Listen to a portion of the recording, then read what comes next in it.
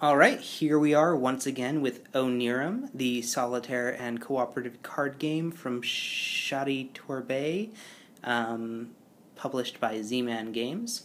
So I've got it all set up to start playing. I'm going to go through the entire game from start to finish. It shouldn't take long because it's a very, very quick playing game, even though I'm going to be describing everything as I go.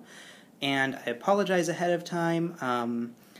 Like I said in my introductory video, if you haven't seen that, I'm recording all of this on my iPad, uploading it directly to YouTube. Getting the camera angle right and a good shot is a little tricky, so hopefully I've got it set up so that we'll be able to see most of the action just fine, and I can move things around as the case as required. So I'm going to start by putting the draw deck somewhere within shot. There we go.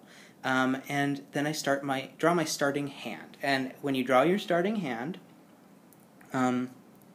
basically anytime you have to draw up from 0 cards, you put any nightmares or door cards that you draw into the limbo pile to get shuffled into the deck.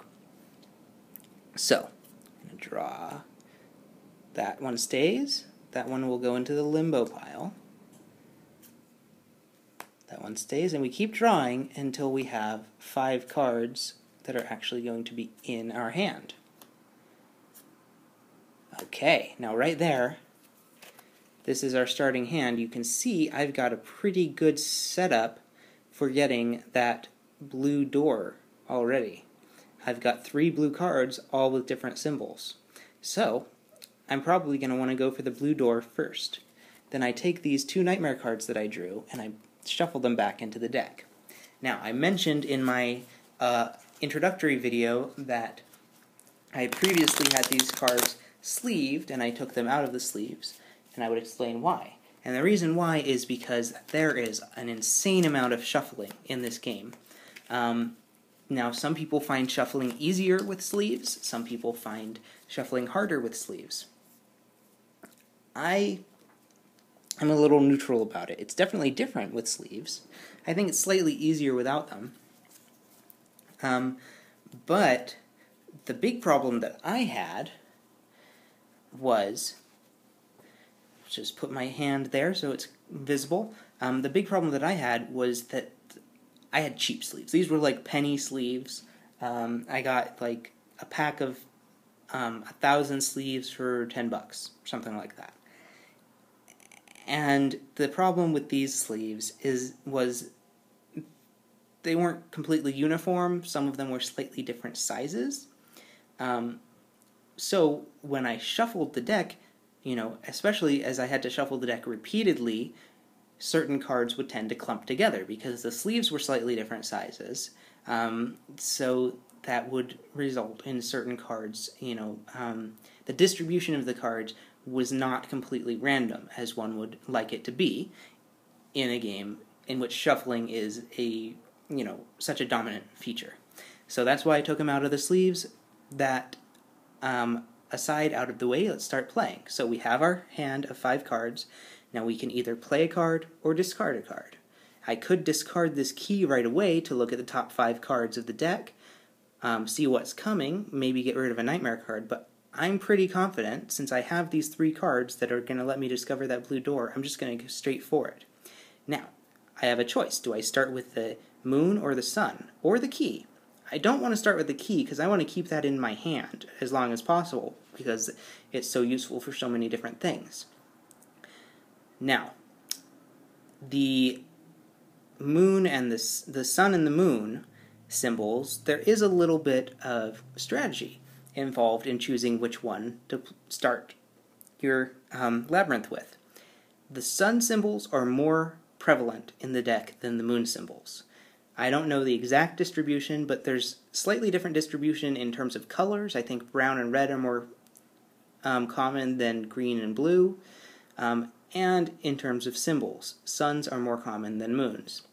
Therefore, if I start with a moon here, and then I play a sun, I'm going to need to draw another moon or play that key in order to complete the set. And I know that drawing a moon is less likely. But that will let me start the next set with a sun. And since I already have a moon and a sun, I'm going to go ahead and start with a moon, hopefully draw another moon, and then be able to start my next set with a sun, which will let me go sun, sun, which is a lot easier to complete than moon, sun, moon, since suns are more common than moons. So I'm going to start with this moon, I'm going to play it into my labyrinth. And then, because I've played a card, I immediately have to draw back up to 5 cards before I can play again. And it was a sun, so not what I wanted. I wanted a blue moon. Alright, I'm going to play this sun immediately into my labyrinth, and draw back up, and that's a red key. So now I have a choice. I can play this blue key and immediately discover the blue door, or I can discard a key in order to look at the top 5 cards, see what they are, hopefully get another blue moon, so I won't have to get rid of this blue key. And that's what I'm going to do. I'm going to get rid of this red key. So I'm going to discard it. Unfortunately, my discard pile isn't in the shot. Now, when you discard a key, you may look at the top 5 cards, so that's what I'm going to do. 2, 3, oh, perfect. Perfect. And you have to discard one of those cards. Now, obviously, I'm going to choose to discard this nightmare card because I don't want to have to deal with it. There's 10 nightmares in the deck, I just got rid of the first one. Then I put the rest of these on top of the deck in any order. Now, clearly, I'm going to want to put the key card on top.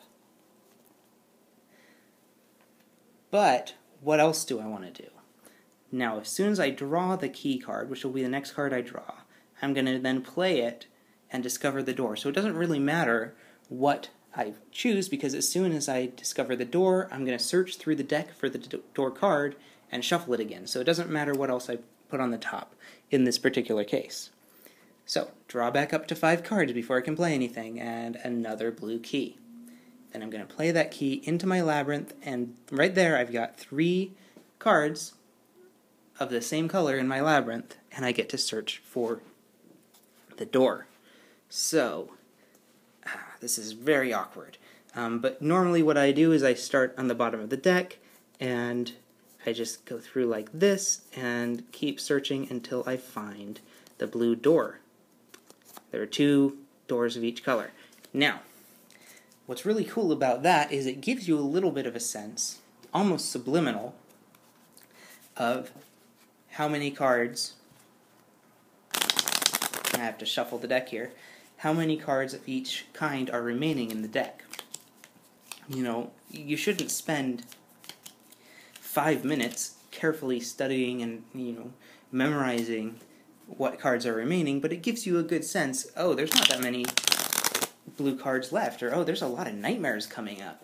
And that will influence, your other decisions in the game. So I've discovered this blue door, and I'm not quite sure where to put it where it's in the shot, so I'm just going to start up here, and hopefully I'll be able to get at least the first few doors in the shot there. So I still have to draw back up to 5 cards, because I've just played a card. So I draw, and hopefully it's not a nightmare. Okay, it's a green key. So, that makes me think that it might be a good time to start on the green. So I'm going to play this green sun. Draw. It's a brown sun, not very helpful. So what I'm going to do, because I've already discovered one of the blue doors, I think I'm going to play this blue key. I want to keep this green key in case I need it to complete the set. Play this blue key, just discard it to look at the top 5 cards again, and hopefully get some more green cards into my hand. So, discarding this key, I'm going to look at the top 5 cards. Unfortunately, you can't do anything with that door. There's another door I can't do anything with. There's a nightmare I get to get rid of. Excellent, there's another green key. So I'm going to get rid of this nightmare card as my forced discard. You always have to discard 1 card. And I definitely am going to want to draw this key first. And I think I'm also going to want to have this brown moon because I can start on brown sun, moon, sun, possibly.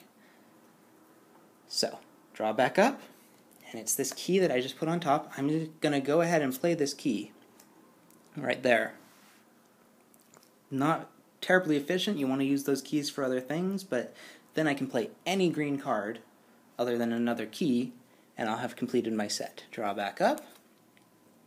Can't really do anything right now. So I'm going to discard this other green key and look at the top 5 cards. My other option would be I could start a new set, which I don't want to do because I'm only 1 card away from completing it, or I could discard any of these cards to just sort of burn through the deck and hope that I get another green card. But I'm going to discard this green card and look at the next 5 cards. Now I already know what the first 2 are, these 2 doors. And then I've got a blue sun. Oh man, not helpful at all. Now I have to discard one of these, and I can't discard any of the doors, so I'm going to have to discard one of these blue suns. And I'm just going to go ahead and put these doors on the top, doesn't really matter, and then draw back up. So I have only 4 cards in my hand, I'm going to have to draw back up. Let's go. I can't draw that into my hand, I can't draw that into my hand, can't draw. So these go into the limbo pile. They're going to get shuffled in as soon as I've got 5 cards in my hand. And this blue sun. Not what I wanted at all. So then I'm going to have to shuffle this deck again. So I'm going to do that off camera here.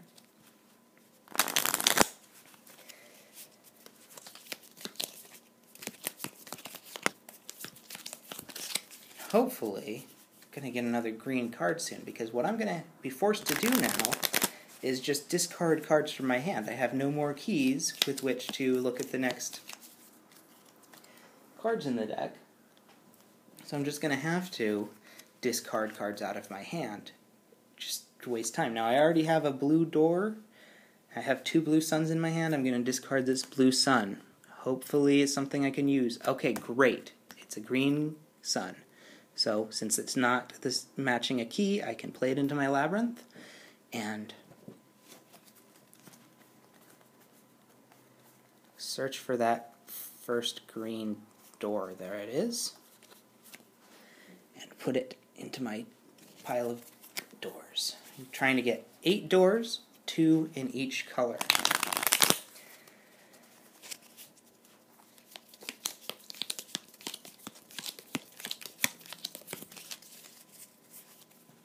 Shuffle the deck back up and draw back up. We'll see what happens. Okay, hopefully it's another key, because I could use one. Nope, it's just a sun. Well, since I have a sun here and I have 2 brown cards, I'm going to play this brown moon and start working on brown, and hopefully I'll get a brown door. Draw. Another green. Play this brown. Draw. It's a nightmare. Now, since I don't have any keys in my hand to discard, I have a choice. I can discard one of these doors I've already discovered.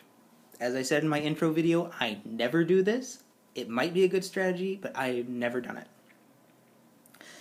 So my choice really is discard my entire hand, which is looking pretty tempting because none of these cards are doing anything for me right now. They're just a bunch of suns, which are pretty common, and none of them are brown. Or discard the top 5 cards of the deck, not including any nightmares or doors. That one, in some cases, is a good move, but I think because I have a bunch of cards that I'm not using at all, I'm going to just discard my whole hand, along with this nightmare card. So, draw back up. And again, just like when you're drawing at the start of the game, you put any door or nightmare cards aside into the limbo pile when you draw back up. Only do this when you're drawing back up from 0 cards. Oh, look at that. Look at all those brown cards. And look at all these nightmares I'm avoiding. This is turned out to be a pretty good move.